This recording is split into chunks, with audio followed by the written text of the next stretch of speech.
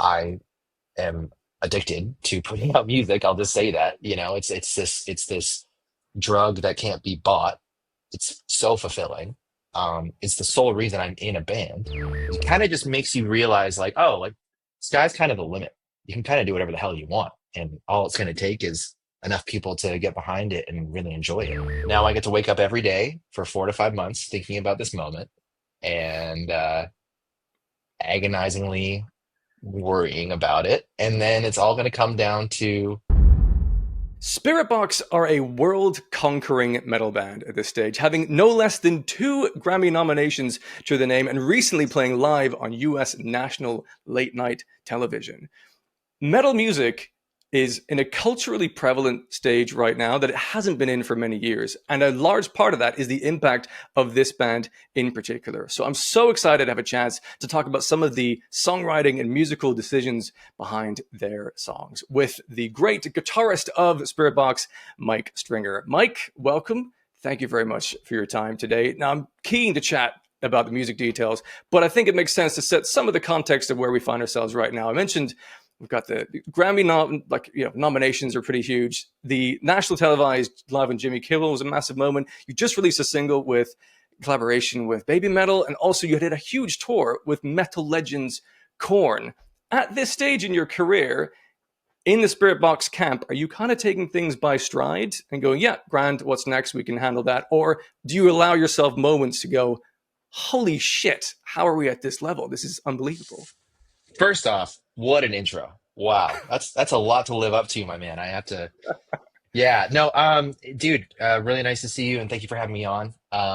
Yeah, it's always been very unbelievable to me, especially as of late. But it's kind of just reactionary, like it's things that I never thought we'd get to do or be a part of. And you just have to kind of say yes and just figure it out. The KoRn tour, as you just mentioned, that was a big one for me because, and all of us, I mean, growing up, KoRn were such a huge influence, and especially even nowadays on my writing and everything, I find myself still going back and hearing all these little Easter eggs and trying to figure it all out. But it's been pretty unbelievable. I said this on another show recently where a lot of this stuff. It's kind of things that you observe from afar as you're growing up. You watch the Grammys on TV, or you know, you see all these amazing bands collaborating, or just these moments that you would think are like pretty unreachable, and then something just kind of happens after a certain period of time. It's kind of what happened for us. It just kind of all started unlocking a little bit, and at that point you just have to kind of react to it and just be like, all right, we're gonna figure it out. This is like the biggest tour we've ever done, but we're gonna figure it out. Or okay, we were just nominated for a Grammy, and I'll figure that out, and buy a suit because I never thought I'd get to do that. So yeah, it's just a pretty awesome situation to be in, one that I'm still wrapping my head around. But yeah, it's been pretty overwhelming. Great. Understandable. Yeah, you can see people on TV and be like, they must be superheroes to do all this. And you realize, oh, I'm just a human being and I need to do the same thing. Is there Yeah. anything in particular you grabbed from the tour with KoRn in terms of chatting to those folks and learn anything from them that maybe might influence how you navigate your own journey within your band at all? Yeah, I mean, just getting to talk to them. I mean, they just have so much wisdom, and they're such an iconic band, and a band that this far into their career is I think they're the biggest they've ever been. To be honest with you, I mean, that whole tour was sold out. They just were crushing it, and there's so much you can learn from bands like that. I never thought that I'd get to tour with them, so of course I just had to be like the annoying little brother guy, be like, how do you do this? Or what did you do when you did this or whatever? Because there's just so much lore, and there's just so many interesting moments that you think you know how something went, and then they're like, oh no, it was like this. And you're like, oh, damn, that's very interesting to know that that was like so simple or so complicated. So I think for me, it was just learning so much, and I watched them every night. I never got sick of it. It just was such a incredible, inspiring thing to witness. And again, for a band this far into their career to be getting this much attention is very inspiring to see because oftentimes I feel like some people view metal as a like a dying art form or something that won't be long lasting. But then you look at KoRn and you're like, well, what about that? That's like the most polarizing style of metal in general, and some of the most polarizing style vocals, yet they're selling out every tour and they're headlining Download and they're having iconic sets at Lollapalooza in 2025. Like it kind of just makes you realize like, oh, like sky's kind of the limit. You can kind of do whatever the hell you want. And all it's going to take is enough people to get behind it and really enjoy it. So that was a big thing for me was just kind of realizing that it doesn't matter how obscure or weird or crazy you think you're being or whatever. It just takes some people to really enjoy it, and then you can have a career from it. 100%. Yeah, them headlining Download Festival was a huge moment because that's one of the first heavy metal bands I got into, and that self-titled album is very inaccessible and it's dark and twisted. Like no one Yeah, would recommend that as a path, and yet there they are, here they are. proving that. Yeah, yeah, it's awesome. And on top of all that, the songs have to be good. The whole thing Yes, has to click, right? But you wouldn't think that it would work, but it does, and it's amazing. It's so awesome. It's great. So yeah, it was a big learning experience, and just kind of taking away as much as we could from that tour and learning the ins and outs and how they operate. Um, and plus, they're just again, like I said, really great people. So it was just fun to hang around and get to pick their brains and joke around and stuff. It was cool. that is fabulous. Yeah. Now, we had a quick chat at Download Festival, and something you mentioned to me I'd love to explore further. You were talking about, and I'm paraphrasing here, so see if you agree with this recap, but you were saying something like writing the heavier moments in songs is not the biggest of challenges for you at this stage, possibly because you've been doing it for so long, that the challenge becomes in the more nuanced or different or variations within things and creative, I guess, leaps you might take. I wonder if you could expand on that and say, like, what is it about the heavier moments that feel at this stage of your career less of the challenging parts, and what is it you get excited about in other areas when it comes to songwriting that challenge you? If a song gets stuck in my head, that's what gets me excited because as we were talking about it before, the heavy stuff is fun. It's for me, like, and obviously this does not apply straight across the board for everybody. Everybody has their own way of writing and what they excel at. I find that when I sit down and I'm making something like a cellar door breakdown or a holy roller riff or something like that, it's just funny to me. Like I'm just kind of having fun, and it's something that is kind of second nature because it's just what I hear in my head, right? As with making all of these melodic bits work, something that really should be more simple for me, connecting the dots like, oh, this melody will work here, blah, blah, blah. I get there, but it takes me a minute because there's so much to consider. When we do the heavy stuff, it's like I know Courtney's gonna be doing these like blood curdling screams and these crazy moments, and she's gonna sound insane. So the more messed up I can make this sounding on my end, the more it will come out, like being that much more impactful.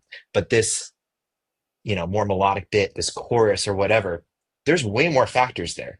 You have to consider what key, and what range she's going to be in. You have to consider how I can support her in her lines and blah, blah, blah.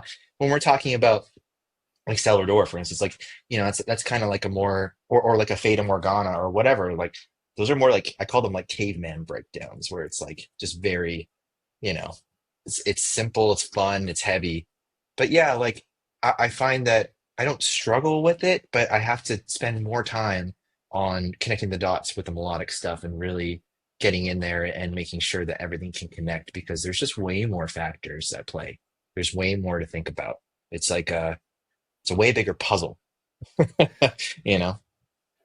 Yeah, I suppose there's more possibilities because in the heavy realm, there's a certain amount of tooling we could use, and then how heavy can you really get? Or that as soon as you stray away from that, that's when you could kind of go anywhere.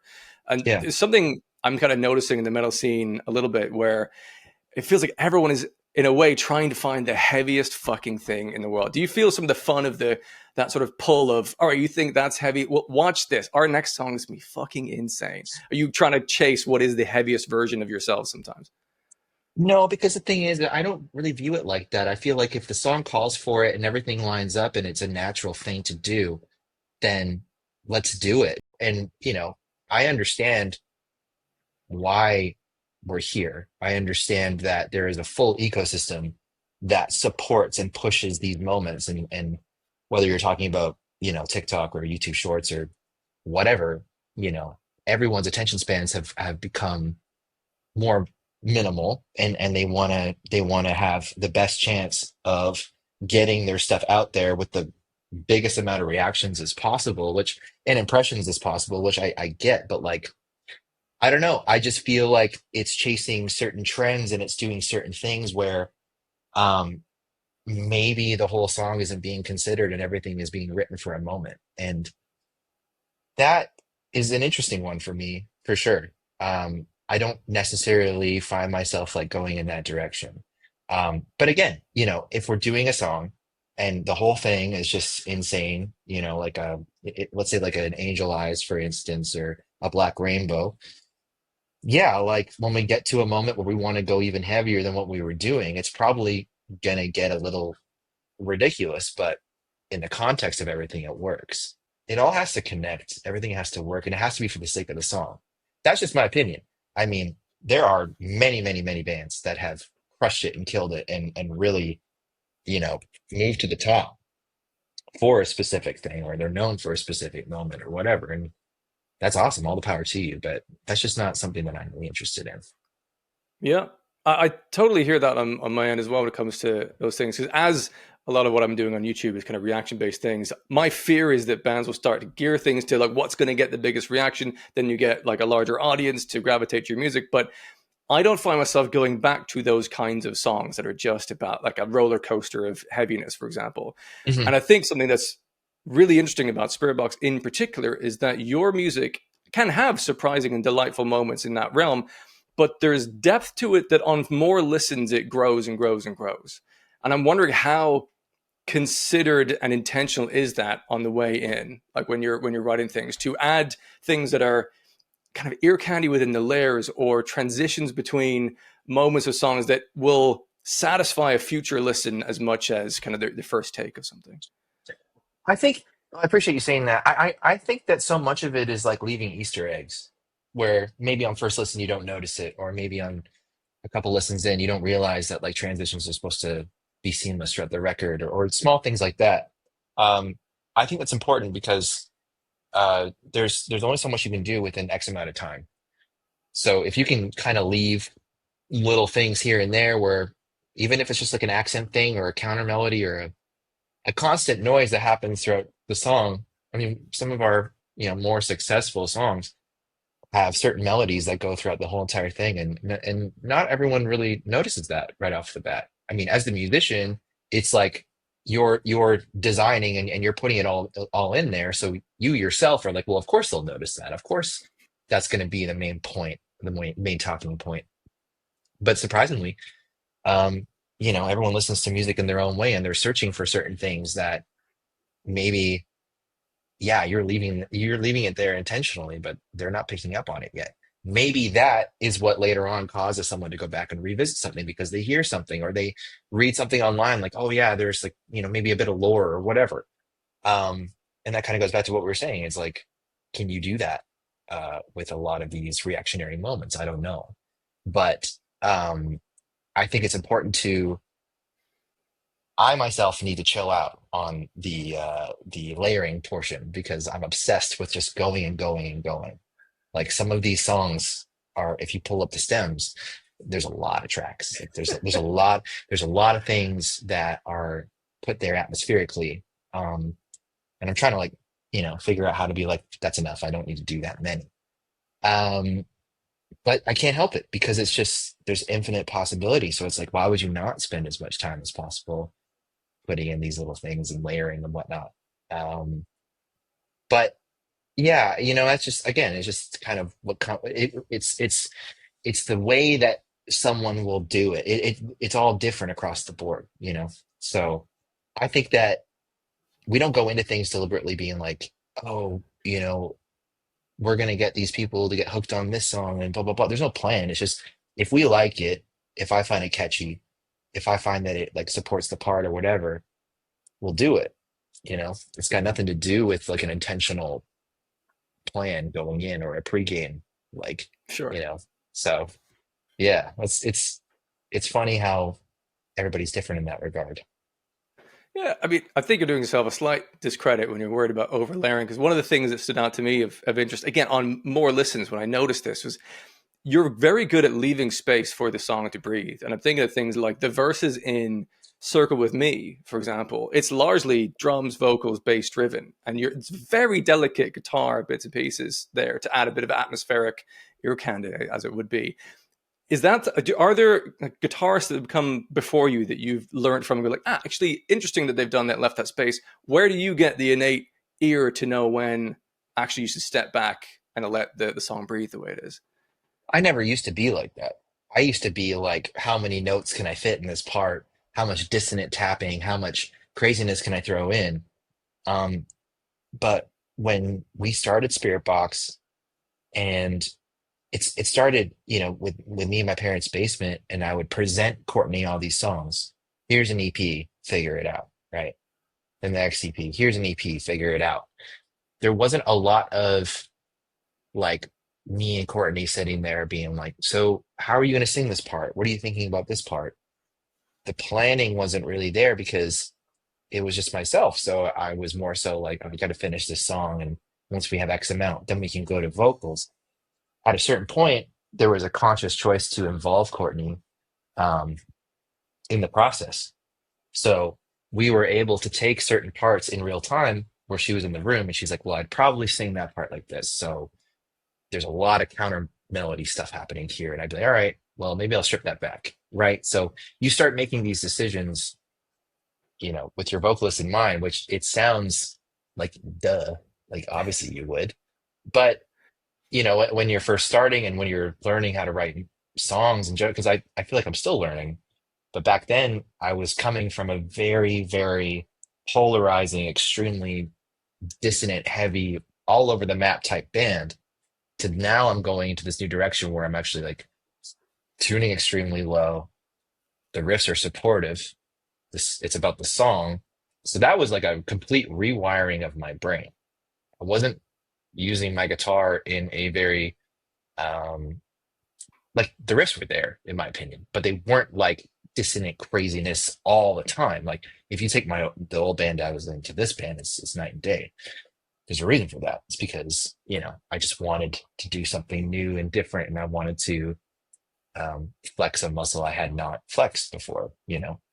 And so it came with a big learning curve, and I didn't learn to really incorporate Courtney into writing like that until like I don't know, over two EPs in, and then we started working on singles, and then we started doing that, and that's when everything kind of clicked. And I think that it's okay to take a minute to figure that out, figure that stuff out, and to creatively fail, so to speak, you know, because it's all interpretation. There's some people feel like the earlier stuff is our best stuff, and that's fine.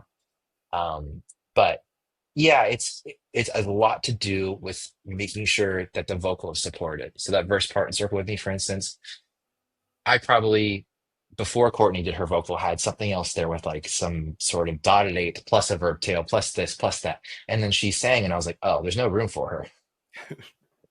It's like let's that. remove let's remove this, let's remove this. So it's a lot of that. It's a lot of trial and error, and you know, you have to kind of be cool with just admitting defeat and being like, let's just start that. I'll start that again, you do your thing, and then I'll kind of write to you, you know. um I like being able to do that. It's cool. Yeah. I wouldn't call it defeat. It's like, well, you're still working on the song. It's not done until you say it's done. Yes, Um, yes, that's true. yeah. And Yeah. another song that stood out to me on that record in particular as well was Secret Garden. There is ear candy in the verses there guitar wise, which I did not pick up on for a while. But Mhm. rhythmically, I was reminded of a quote which I'm going to paraphrase here, from Danny Carey, the drummer of Tool. He's saying he often feels like a prisoner of time, and he's trying to kind of break out of that, the kind of 4/4, whatever it is.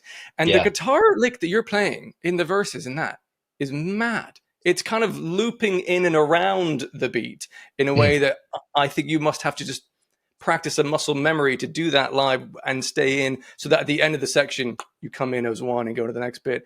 How did that particular lick come about and not just scramble your brain? Because it is complex. Yeah, I remember it was myself, Courtney, and Dan. We were in our old apartment and we were writing that song, and Dan's our producer. And we were sitting there and I was like, I don't want to do like a basic, because it is, if you break it down, it's three or four chords. It's a chord progression. If you were to play the actual, just a simplified version of it, it's like a chord progression of four chords. And so what I like to do a lot of the time is I'll take those chords and I'll split up the notes and try to find a riff within it. And what we used to do a ton, and what we still do here and there, I like to mimic the bass by, you know, well, the reason why I do that is because when I first started, I didn't have a bass player. So I was like, well, screw it. Like if I want like slap bassy parts in my songs, I'll take my guitar signal, I'll turn the cab sim off, put it in the middle pickup position. Now I get this kind of like spanky Seinfeld theme song tone. And so I was like, why don't we do one of those here or whatever? And you just play around with it enough and you kind of land where you land. And I remember specifically just like closing my eyes and just forcing my way through the click. You know, if you just kind of force it, it will land. Yeah. That's kind of how I viewed it. And that's how I kind of view a lot of stuff, is because I think it's cool to kind of make something a little bit more unconventional. Um, but you'll notice that the chorus is just very straightforward. Um, that's because Courtney had an amazing vocal idea for that part. And it's a more anthemic style chorus, you can call it that, I suppose. So it's like more soaring and stuff. So it's like, all right, well, I just had my moment in the verses. Now she can do her thing, right? But that's all that was. It's just kind of taking certain things and knowing when you can kind of push things in that direction. But at the time as well, I still am, but at that point, very much so, a huge fan of that kind of spanky tone, that fake bass tone thing. Which honestly, I'm a huge Tesseract fan, so I was kind of mimicking what they were doing, without having a bass player back in the day. So that's how that all came about. But yeah, that's one that when we started playing live, I was like, why did I do this? But it is what it is. It's just permanent. It's fine. It's all good. Yeah. Now it's muscle memory, I'm sure. But yeah, I Yeah. think when I first heard that, I was like, is that the bass? Because I didn't really know what you could do with downtuning bits and pieces and effects on guitars and things, but Hmm. love that. Now, I mentioned this earlier a couple of times, but that performance you did recently on the Jimmy Kimmel program, Yeah. I would love to know something about the decision making behind the song choice for that, because it was fucking incredible to choose a song that didn't have a single sung note. Like that is an Mm. absolute swing for the rafters. How quickly was that decision made, or is that something you agonized over? Because it's a big moment to go like, how we can present ourselves to a lot of people. What do we want that to look like? Honestly, we're so lucky to have such incredible people on our team and such supportive people on our team. We probably had a conversation for maybe 5 minutes. It was, okay, this is happening in like 5 months. They're going to need to start getting all the information and if we're using this back wall, if we're using this or whatever, pretty quickly here. So we need to have this like solidified. What do you want to do? And for 5 minutes, we hummed and hawed and we're like, I don't know. And then just kind of unanimously, it's like, it's got to be soft spine. It has to be. Like, it can't be anything other than soft spine. Um, and so that was it. The decision was just, yeah, it's permanent. Emailed them back, like, yeah, we're going to do soft spine. Here's the song. They loved it. And that was that. It was like, all right, well, now I get to wake up every day for 4 to 5 months thinking about this moment and agonizingly worrying about it. And then it's all going to come down to less than 3 minutes of my life. And then that's it. It's permanent. There you go. And that's exactly what happened. So, and I'm so happy that we made that choice, because ultimately when we were thinking about it, it's like we're probably never going to get this opportunity again. So why would you play it safe? Why would you go and do a melodic song? Um, it's just so much more like authentic to us. So let's just be authentic and do this song that we all love. Like, screw it. We'll see what happens. Um, yeah, that's pretty much it, man. It was a wild time. It was stressful. It was I mean, first experience on TV and the whole nine. It was and they were incredible. It's just that you put all this emphasis on it, and because it is your first time and probably your last time, let's be honest. And it's it's just insane that it just kind of like I kind of like just like blacked out. I don't really remember it. It was everything happened so fast. Um, and then we went home, and several hours later, it premiered. And then, I started getting some texts here and there from friends being like, dude, you did Soft Spine. It's amazing. And I was like, well, there it is. It's done. On to the next thing. That's It's fucking great. it's wild. Yeah, it's cool. Yeah, I love what you said. That you essentially you put your flag in the ground. We have this moment. This is us. This is the Yeah. choice. This is Yeah. representative. There's nothing wrong with doing a melodic song. There's nothing wrong with doing a quote unquote safer song. I don't deem that song to be safe or unsafe. It's just us. Like that's our first single off of Tsunami Sea. So why would we not play it? Yeah, makes Yeah. sense. Now, another song that you came out with earlier this year blew my fucking mind because in a world where I think there's a lot of, especially newer metalcore bands, are starting to sound somewhat similar to each other, and you came out with one of the most creative songs in the metal universe in No Loss, No Love, which, I mean, on first listen, it was so confusing for me. I was like, what is happening here? Yeah. But it just grows and grows. And I was wondering, has that kind of song come about in a natural creative process? You're experimenting as you write, and then that's just the way it kind of shook out? Or are you looking to try and find ways to go out of comfort zone and go like, actually, we've never done this in this kind of way before? Like I'm thinking the verses with the sort of spoken word. There's been some like robotic vocal stylings before, but that in Hmm. particular, over the sort of muffly electronics, was a whole new sound. How did you Hmm. come across that in particular? Courtney's she has such an insane reference list. She loves all this obscure pop, R&B, hip hop, all this stuff, and she's obsessed with vocal production. She's obsessed with vocoder parts, parts, whatever you want to call them, and just creative ways to kind of make something sound jarring. Which, interestingly enough, when you put up against really heavy stuff, maybe you're borrowing from a different world that's like pop or R&B or whatever, but it pairs up in such a cool way because it's just kind of, as you were saying, it kind of takes you by surprise, and then all of a sudden you're thinking about it and you're like, that actually sounds really interesting. It's different. But she's just, I've always said this, but no matter where we're at, like if we're in some grocery store or whatever, and some songs playing or whatever, she's humming along to the song, and it's a song I've never heard before. Like, I'm 34 years old. I should have heard this before. What do you mean? Like, this is one of your favorite songs? She just has that brain for music. So it really helps in a lot of these situations where we're at a part like that that's more, it's a different part for us. And she's just like, oh, yeah, I'll just do this. And you're like, I mean, go for it, do it. Um, but I'm glad that you like that song. I'm happy you like that song. That song is a prime example of something that came together pretty quickly because, again, it's like the heavier stuff. I feel like it's just fun, and that's a prime example of that. That song I kind of just demoed out in our apartment, and then we brought it to the session and just flushed it out, and she crushed that one. That's a very interesting one. It's one that from the record I often go back to, and I'm like, man, this one's pretty unhinged. It's very unhinged. Yeah. Oh, it's great.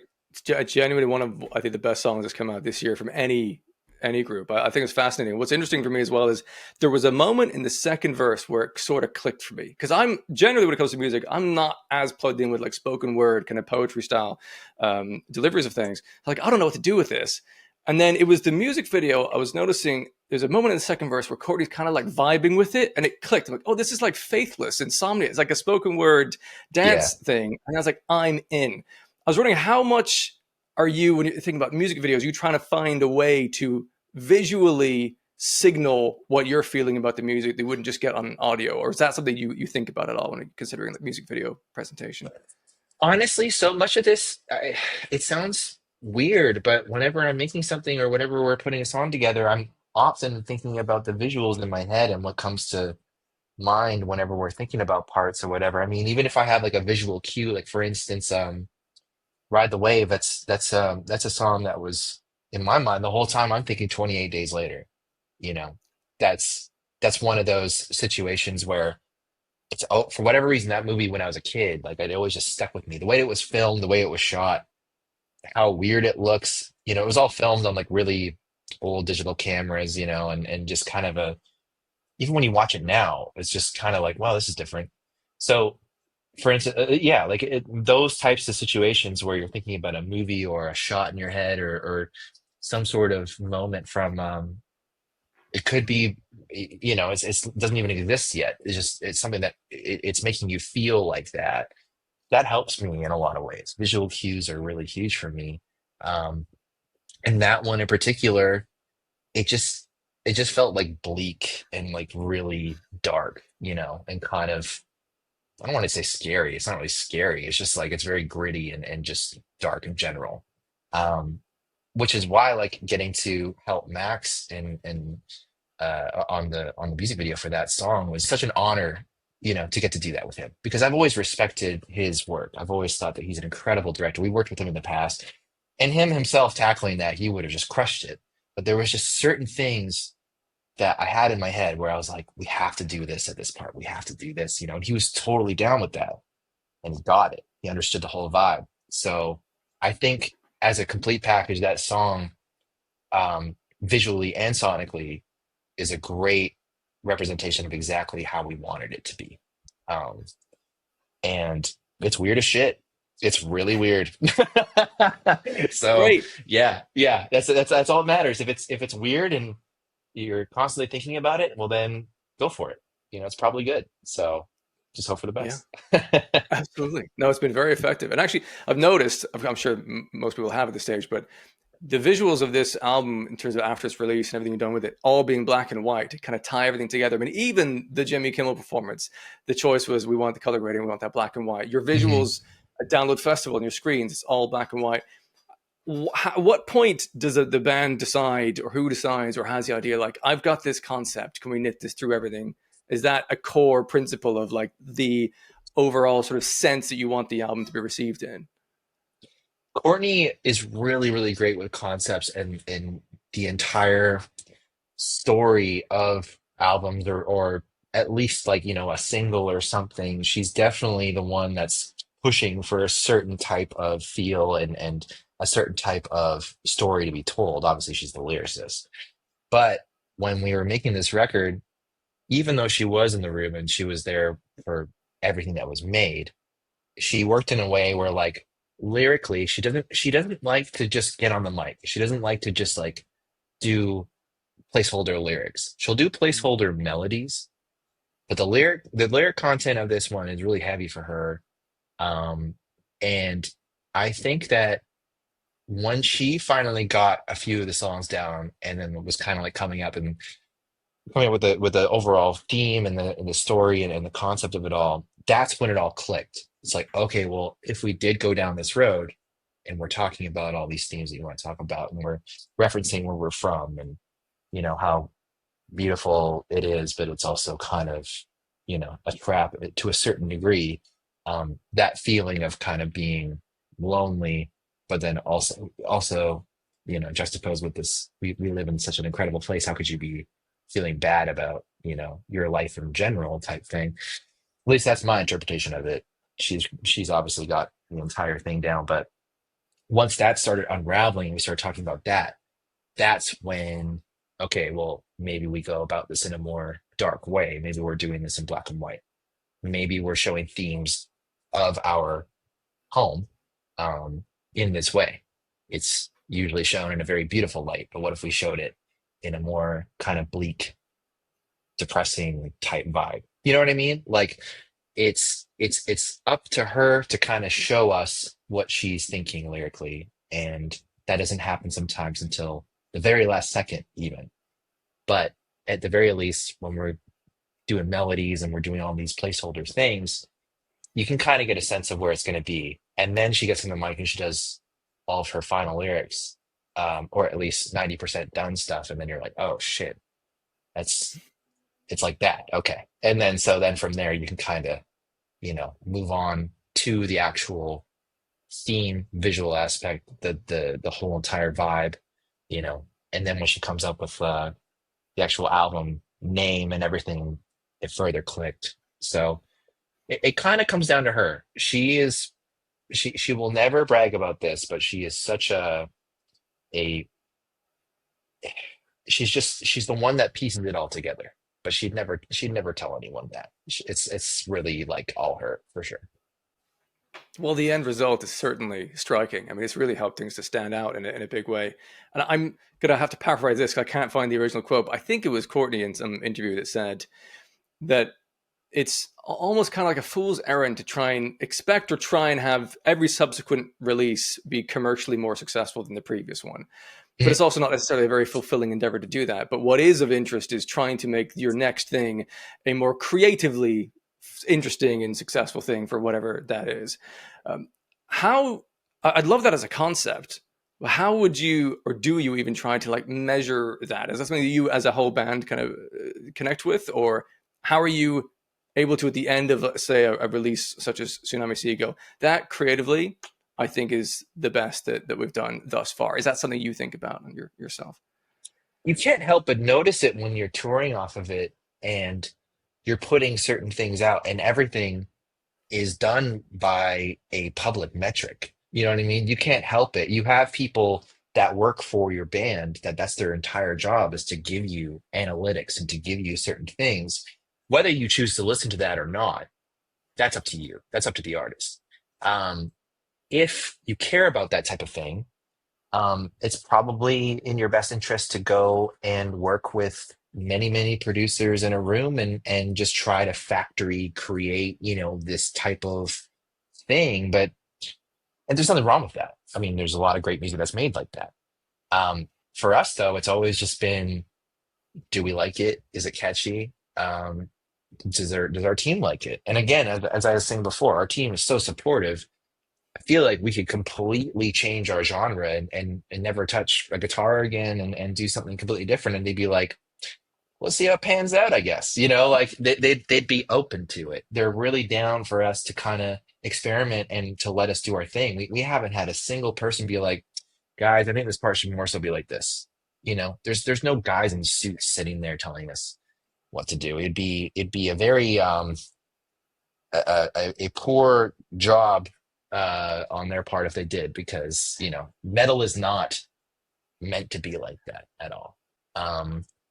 But it's interesting though, because sometimes when you go out of your way to do something that is more like artsy or more creatively fulfilling, and you know that you're taking that type of chance, and then it clicks with people, that to me is the whole point.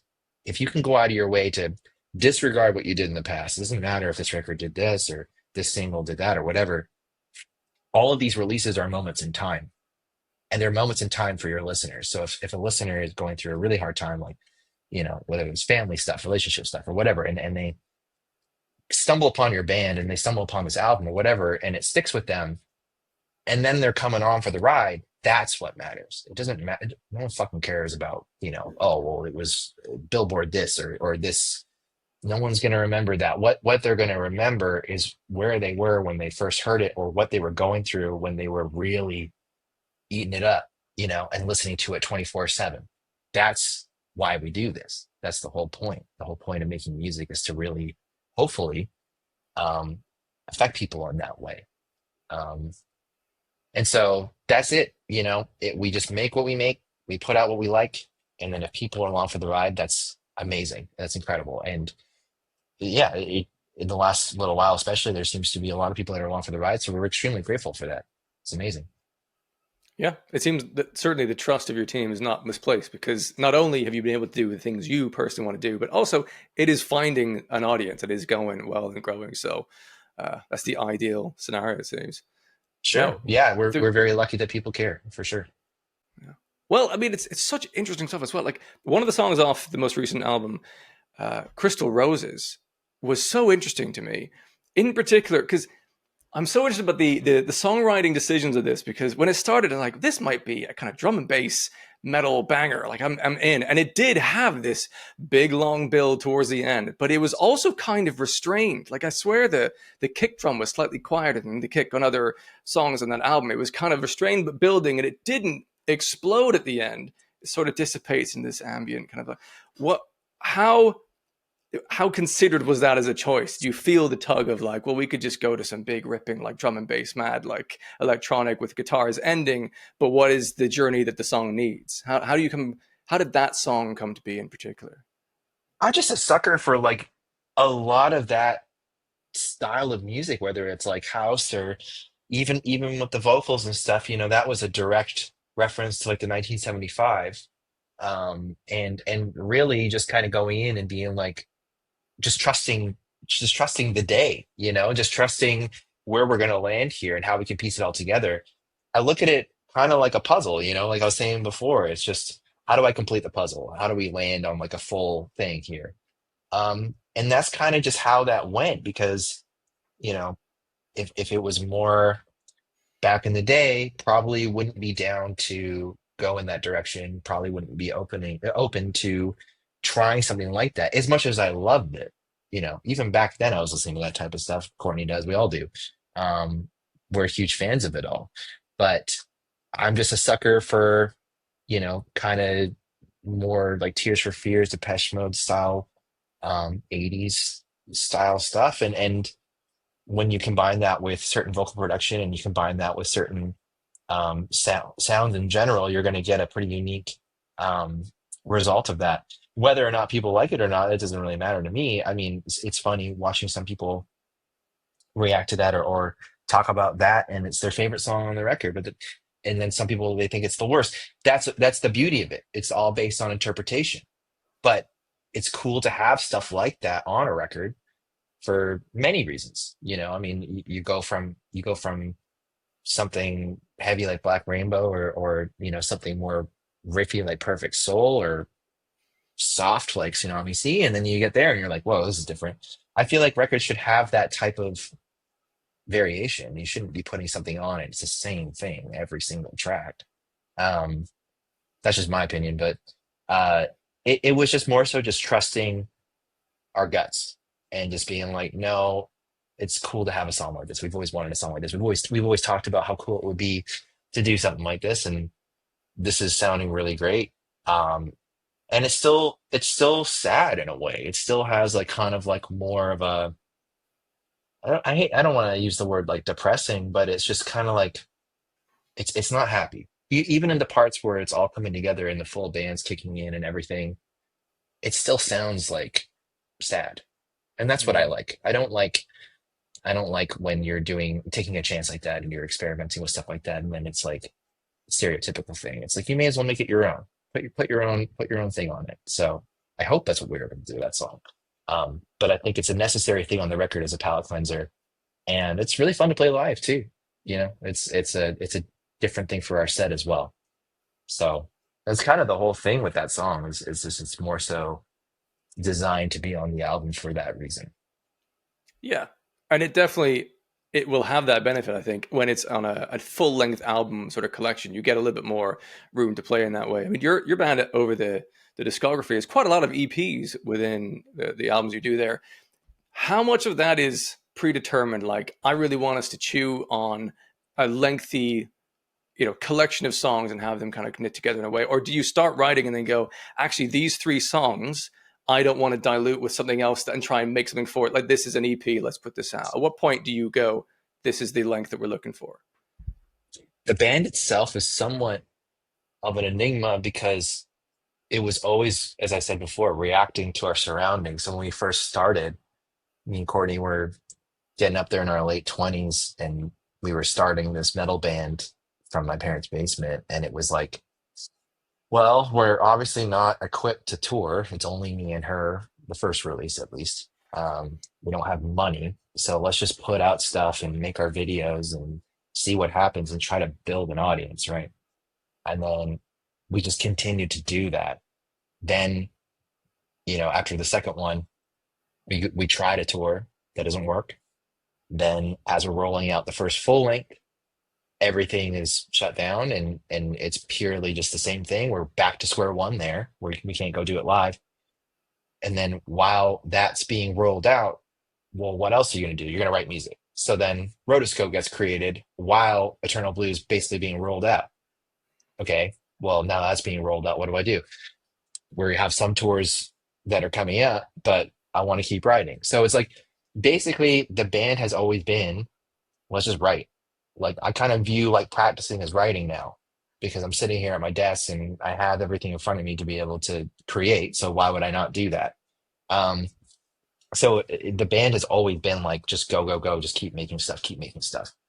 And that's why we have so many EPs because it's just been ingrained in this project to be putting out music at all times. I don't know if that will always happen. I don't know if that's always going to be the case, but it's purely reactionary. It's not like I'm going to make an EP. It's like, well, I have X amount of songs that I really enjoy. Courtney's come up with this theme. Yeah, we're not due for a full length, but I am addicted to putting out music. I'll just say that. It's this drug that can't be bought. It's so fulfilling. It's the sole reason I'm in a band. Like I really love playing for people. Um, that has been disrupted throughout the years, obviously. So you can't rely on that. Nowadays, obviously, it's a different animal. It's a completely different thing for us. I'm still in love with that, but I love making music more. I love creating it more. I love being in the studio more. I don't like everything outside of the playing aspect of touring. So that's pretty much it. It's not really a conscious thing of like, I'm going to set out to make this EP. It's just that we have so much material and so much shit. And I I can't be patient. I'm not a patient person when it comes to doing that. I just want to constantly put it out for better for worse. But I enjoy doing it. And I think that this day and age, that kind of helps in a way, but also, it's maybe something is to be said about holding off and putting a full record together. But the thing is that the full album has a certain expectation and a certain rollout and a certain thing. EPs are different. You can do an EP a little quicker. You don't have to have this whole entire thing. There's not this expectation. There's not this, that, or the other. And it can be a really cool moment in time. So why would you not do it? Like the Fear was just purely, we want to do this, and it's a really cool concept, and these songs are great. So let's just do it. Um, and I don't know. As I said, I don't know if that will happen now. I don't know if it's just going to be rinse repeat. There's a lot of new things for us as far as being a band that we're learning to do and touring a lot and certain things that are different for us nowadays than they were a couple of years ago even. Um, but I would like to continue. I'd like to just keep dropping stuff. I'd like to kind of just keep being creative because that's the whole thing. That's the whole reason why I'm doing it. So we'll see. I don't know, but it's fun. It's fun to think about the possibilities, and it's fun to um, you know go just go insane with releasing shit. I just love it. It's so much fun. Well, it seems very much in keeping with what you said in other parts of our conversation that it's the natural flow, and thankfully, whatever you're doing seems to be working out just fine. So, like, you can continue to go with your natural, feelings on things, and it so far so good. Now, Thank you. I something you appreciate you might saying make for that. sure. Now, something that might be a more considered decision, I'm curious about, like in the day and age of guitar effects and digital effects and all the rest, how important is it? And I'm not as deep as a guitar. I have guitars. I was in like pop punk bands. I was more of a rhythm guitarist. So Hmm. I'm not as deep into the guitar tech side of things. How important in the current day is the body and the like action and the pickups of a guitar in terms of what actually comes out on records? Because a lot of that I would assume you get a signal in and you can do whatever the fuck you want with it. How do you value the difference between certain guitar bodies, etc.? Yeah, I mean, for me, I kind of fell into this really interesting situation with the company that I work with that I have a signature with. They're called RST Disc Guitars. They're out of Holland, and they're guitars that are not made out of wood. They're made out of their own proprietary material that they've made themselves, called Arium. And what's really interesting about these guitars is that they're very snappy and they have a lot of high end when you're tuning extremely low. And so when we first started, I was still working with them, and I started working with them in around 2015, right when my old band started you know, wasn't a band anymore. And I had one of their guitars, and Pascal, the owner, was kind enough to be like, "You just hold on to that," because it was a loaner. He loaned me a six string for a tour. Band goes under. I was like, "Oh man, I'm so sorry. Like, didn't think that was gonna happen. I'll send this back to you immediately." And he goes, "No, no, just hold on to it." Then he loaned me a seven string, and those two guitars were basically the heart and soul of those first two EPs, because I didn't know it at the time, because I got so used to how those guitars sounded and how they reacted to these low tunings and everything, that it kind of gave its own thing, its own vibe to the sound. And then as we progressed and we started moving, you know, onward, they were a smaller company. And so um, we had a lot of conversations, and essentially he was like, "Dude, I just don't think we'll ever be in a position to do a signature model. I'm sorry, you know." And so I had a moment where I went off to Jackson Guitars, and there was a path to a signature there, and a whole plan laid out and everything. And I started playing their guitars, and they're incredible instruments. They're amazing. We were going to go down that road and everything. But what I found was that in the studio, especially, I was still grabbing that RSC disc. I've recorded everything with it. That red one right there, actually, specifically, has been on every record. And I kind of had a moment where I was like, man, I just keep going to this because nothing reacts like this guitar. Nothing sounds like this guitar. In this day and age, you can do certain things like DI matching and all these things to get close. But I firmly believe that there's just something so interestingly different about these instruments. And for what I do specifically, that I just so happened to land on the most insane combo of things right out of the get-go, which screwed my ear for playing any other normal wood guitar in this tuning. And so when Pascal came back, after about a year and a half or 2 years of me working with Jackson, he was like, "Hey, we want to do a whole line with you. Is that something that you'd be interested in?" He kind of had a really deep, soul searching moment. And I was like, well, I keep playing these things. They're incredible. Jackson's incredible too. But I just have to be honest with myself.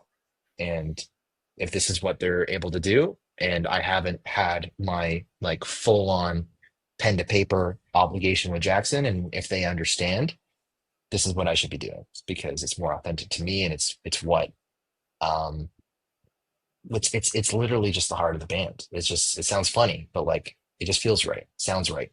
A lot of people comment being like, it doesn't sound like it's in that low of a tuning, and there's a reason for that. It's because there's so much clarity in these things. So that's kind of where I'm at. I'm lucky enough to have this 10-year long relationship with this company, and they believe in me, and we're doing a full line. They're being built at the moment. And it's just kind of unbelievable to go from that kind of like, here, let me lend you a guitar, to then 10 years later, we now have like a full line of six, sevens, and eights together. It's really cool. That as well. So I'm extremely appreciative for them and what they've done for me. And then as far as pickups are concerned too, I do have my own set of bare knuckles, which were kind of designed and built with the Evertune and that guitar in mind. So it's specifically meant for really low tunings, to kind of not be super muddy and just can't really hear what's going on. Like tons of clarity in these things. But on top of all that, they have a lot of really crazy push, and they're very hot pickups. So you get that real like beefy sound out of them, and that push, which is something that I feel like is lacking in a lot of passive pickups. In to my ear, a lot of people might think I'm crazy, but that's what I hear whenever I play them. So I am fully set up, and it feels insane, and it's really awesome. I'm very appreciative. But that's a long way of saying, yes, there is a specific thing that happens with certain gear, and I'm very, very lucky and fortunate that I've figured that out over the course of making these records and touring and stuff, with what exactly I need. And now I'm set. I'm good to go. That's awesome. Yeah, and it sounds Yeah. like you kind of landed upon kind of your own sound, your own thing. I mean, that recent song with Baby Metal, I assumed going in, this is featuring Spiritbox. They're gonna have Courtney come on and do some vocals, but the guitar work in that is like Mike's in this. Like, there's no way Yeah. you're not involved. Like, because the It was, sound is so it's so Spiritbox. Like, yeah, it's cool. It was an old demo that we never got to use. And me and Courtney did a couple sessions with Drew Folk and Zach Cervini, and we made a bunch of shit. And I always thought some of it was really cool. A lot of it was really cool. Never really went anywhere. We started touring. They got busy. You know how it goes. And then Drew was working with Baby Metal, and he was like, "Dude, Baby Metal like loves this song. They think it's really great." And I was like, "I've always thought about it too. I thought it was really cool. Like I felt like we were like so close to unlocking that final piece of it or whatever." And then they did their thing on it, and I heard the version of it back with Baby Metal on it, and I was like, "Man, this actually this works so well. Like this is perfect. This is so cool." And then we got Courtney on it, and she did her thing, and everything lined up. And I'm just so thrilled that that song got used because it was one of those ones that like it almost got away, right? Like you have like an idea and you have this thing on a hard drive or whatever, and every now and then you get reminded of it, and you're like, "Oh yeah, this one's really cool." And then it comes out in that fashion where like an artist that you know respect to no end, and you know it's like an honor to be able to collaborate with them, and it's like, well, take it, like go with it, you know, like it's sick, it's really cool. So I'm really happy that it all worked out and that they released it and that it all went through because again, it's just one of those ones where I always knew there was something to it, and now it's finally unlocked, which is cool. it's super fun. I certainly enjoyed that. And I suppose as we bring this conversation to a close, you've been very generous with your time. Thank you for that. We've looking Yeah. ahead for Spiritbox and where you're at now. I mean, it's in a massive place for this band. Do you concern yourself at all with where the road is going longer term? Do you think like, well, one day we're going to play all the arenas, we're going to headline all the festivals, and then fucking what? Or is the thing that keeps you going, irrespective of where the band ends up, is just that itch to solve some new musical puzzles and enjoy that whole process for whatever comes after? Yeah, I mean, at this point, there's been so many moments, even in the last year, where like I feel like a simulation, like someone's just flicked a switch and it's a different simulation, or you know, like how is this happening? Like, you know, it's there's a lot of things that just kind of have clicked in that way and have worked like that, where you're just kind of like, I don't even know how this is working, but we're gonna go do it. We're gonna do our best. You know, we'll figure it out. Um, I'm you know, there's certain things in the pipeline and everything that are like that too. And I just am like very grateful and very thankful that we're at this point because it wasn't too long ago that me and Courtney were working. Um, you know, I was delivering pizza. She was working at a cafe, and we were just trying to make it work. And now we're able to, you know, just do this, and that's unbelievable. Um, and I don't know. I like to think that like at any point it can all be taken away. So if you think like that, you're not really like setting your sights on the biggest things or whatever. It's like if it comes, that's great. That's amazing. But if we just focus and keep our head down and tunnel vision on just trying to make as good a music as we possibly can and hoping that people connect with it, that's all it's going to matter because that's what's led us here. So let's just hope that we can continue doing that and hope for the best. That's all you can really do. Sure. Well, so far it's been so cool to watch the progression of Spiritbox over the years. I discovered yourselves a few years ago now, around the time I think Holy Roller was coming out, and it's been really a joy to watch all the experimentation and the oddities that would happen within there, but also some great hooks. There's just such variety of the music. It's yeah, it's cool, and it's been a joy to find out a bit more about the behind the scenes of the songwriting, your considerations as a guitarist through all those in this conversation. So thank you again for your time, Mike. This has been a joy, and I wish you and Spiritbox the best of luck with whatever it is that comes in the next near future. Thank you, man. And again, you know, as I said before, when we were in person hanging out, like I got to thank you for doing what you do, and you know, all you guys. It's very much helped us in ways you can never even imagine. So thank you. Well, you're very welcome. Cheers.